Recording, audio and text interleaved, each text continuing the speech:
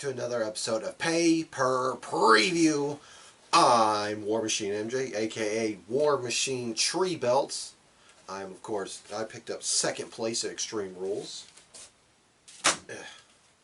I am the NX3 champion, still the inaugural champion. And I am the 3-count series champion. If I get any more belts, I'm going to need more shoulders. Anywho, I'm here today to talk about AEW Full Gear, their last pay-per-view event of the year. And of course, given that it is an AEW show, all of the Elite Count Championship is online. Of course, held by our own Mainstream Malcolm. So, let's go ahead and run down the card, shall we? 10 matches. Of course, we all put points behind our picks. We've also, for this and the NXT cards, we even guess our match order. So, that being said, let's go ahead and run through the card. We'll start with the buy-in. Yes, AEW does their quick 1-hour pre-show. So, the buy-in is going to be the team of Nyla Rose and Jamie Hayter taking on Thunder Rosa and Hikaru Shida. Of course, both teams are in the TBS Women's Champion. Is it just the yeah, it's just the TBS title. Ugh, it's a lot to digest. So yeah,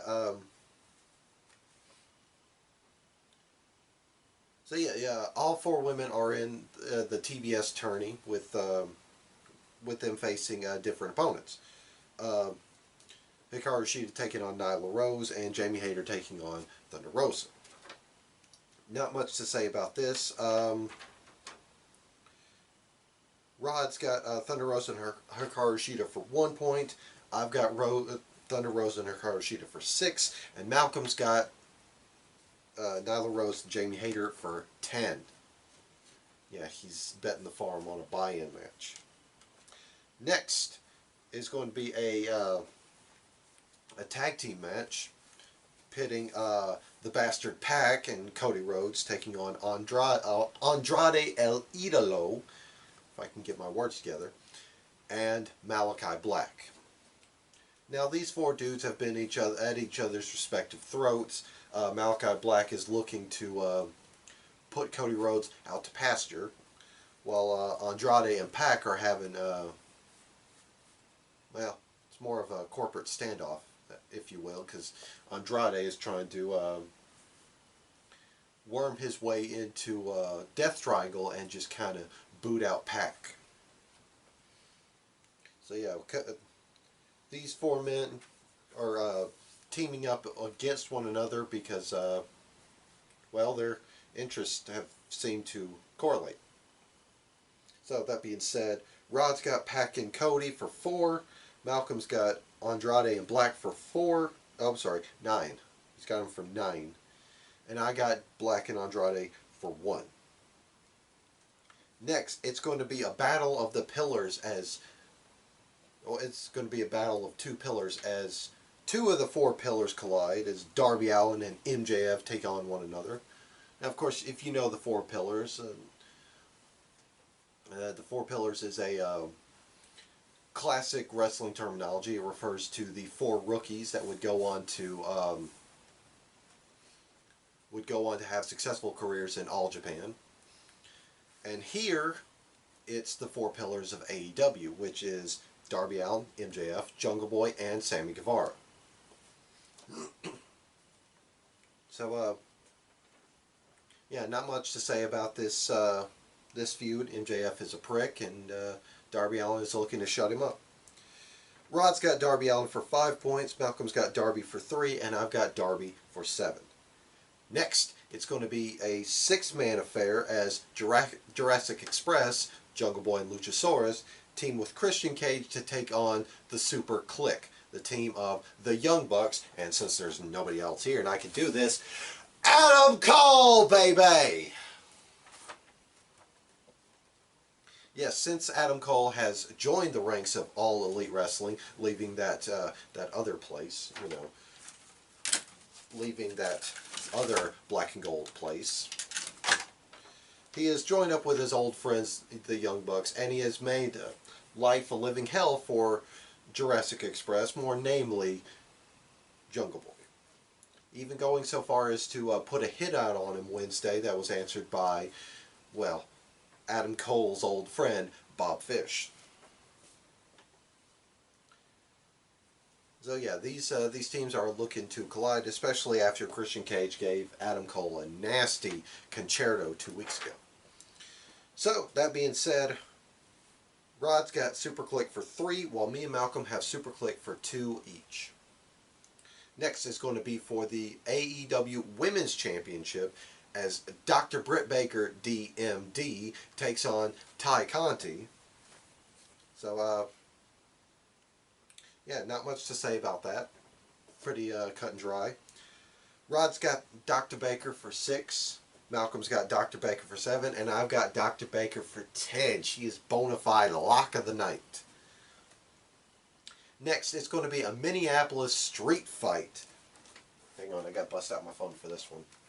It's going to be the Inner Circle, of course. The Inner Circle in its entirety, of course. Chris Jericho, TNT champion Sammy Guevara, Santana Ortiz, and Jake Hager taking on the team of Men of the Year, which is Scorpio Sky and All Ego Ethan Page, and American Top Team members Junior Del Santos, Andre Arlovsky, and, of course, the Motor Mouth himself, Dan Lambert. Yeah, this is pretty much a team of MMA guys and 2 wrestler guys trying to impose their will on AEW. And, well, I don't know what Dan Lambert's on about. I always mute the TV because he sounds like a petulant child. Anywho, Rod's got Inner Circle for 2, Malcolm's got Inner Circle for 1, and I've got Inner Circle for 4. Next is going to be the AEW World Championship Eliminator Tournament. I don't know why they need to slap on Eliminator. They could just left it as... Anyway. Whoever wins this match will go on to face the winner of Kenny Omega and Hangman Page. More on that story later. As Bryan Danielson takes on Miro. Now, Miro was a replacement for Jon Moxley, who, he went into rehab because he wasn't in a good place. And before we continue on, mental health is very important. I sympathize with Jon Moxley because I started down a path like that, and thankfully I got help before it was too late. Which, mental health is important. It is the bravest thing to ask for help. And we here at the 3 Count Mafia wish Jon Moxley the best in his redemption. Which, by the way, it sounds like he's doing better, which is aces. Anyway, Bryan Danielson is looking to climb back into the AEW World Title hunt after he went to a time limit draw with Kenny Omega in just match of the year contender, possibly match of the decade contender. Anyway. And Miro, the aforementioned replacement for Jon Moxley, is still on his quest, bad-mouthing his god ever since he lost the TNT title to the Spanish god, Sammy Guevara. He's looking to buzzsaw through the World Title Eliminator Tournament so he can go back home to his wife and, maybe challenge for the AEW World Title. So that being said, Rod's got Bryan Danielson for 8, Malcolm's got him for 5, and I've got Danielson for 8 as well.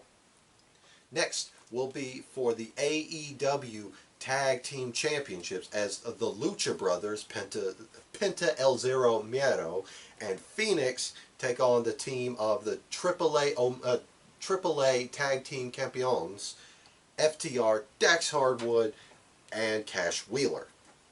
Now, props goes out to FTR because they have held just about every major championship, major tag team championship. They are NXT tag team champions, Raw tag team champions, SmackDown tag team champions, AEW tag team champions, and now AAA tag team champions. All they need to do is go to New Japan and pick up those belts, and they are just one of the. They will be a legendary tag team in their own right. But for now, they're looking to reclaim the AEW tag team championships from Penta and Phoenix. Of course, FTR are members of the MJF's The Pinnacle, and they're out on loan to Andrade. And they've been, they've been making a real mess of things for the Lucha Brothers, taking their AAA tag team championships, disgracing the name of Lucha by pretending to be luchadors, and it's all boiled down to this. Rod's got Lucha Brothers for 7, Malcolm's got Lucha Brothers for 4, and I've got Lucha Brothers for 5. Next, if this had more going, could be more than just a one and done, this could be feud of the year, because this is a feud between two amazing talkers and two in ring just aces. They smash it on the mic and they smash it in the ring. I'm of course talking about CM Punk and Eddie Kingston. Now this one boils back to not just a couple weeks ago on Rampage when Eddie Kingston interrupted CM Punk's interview after Eddie Kingston had lost to Bryan Danielson. This actually stems back years. And, there's kind of a little shooty story behind it, but we won't get into that. But basically, Eddie Kingston, when he was just a young boy, or a rookie, if you will, was climbing up through the IWA Mid-South ranks when CM Punk was the guy. He and a bunch of all the other guys, top guys, were bad-mouthing a young Eddie Kingston because they wanted him to live up to his potential. And of course, Punk said he is deeply upset that Kingston didn't live up to that potential. And Kingston looking to get an axe to grind against one CM Punk. And 2 weeks ago on Rampage, just Eddie Kingston eviscerated Punk on the mic. Like, Punk didn't even have a good comeback, and he is a damn good talker. But Eddie Kingston, though, his promo game is on a whole another level. Anyway, that boils down to this match. Rod's got CM Punk for 10. He's betting the farm on CM Punk. While Malcolm's got CM Punk for 6, and I've got Eddie Kingston for 3. Kingston could be the guy to hand Punk his first loss. Could be. Next, and finally, it is the main event for the All Elite Wrestling title. It will be Hangman Adam Page, who won the Casino ladder match, challenging the Cleaner, Kenny Omega. Now, this had been stemming for, practically for the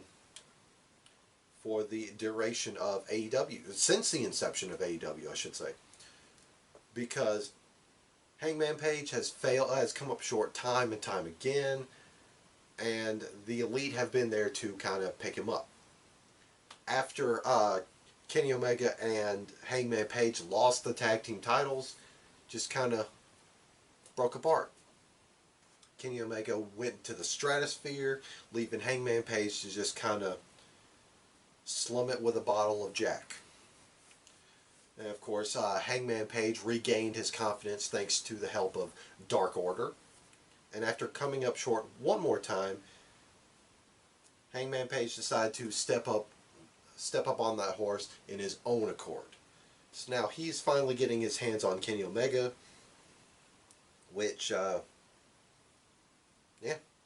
is just an absolute beautiful story of loss and redemption for one Hangman Adam Page.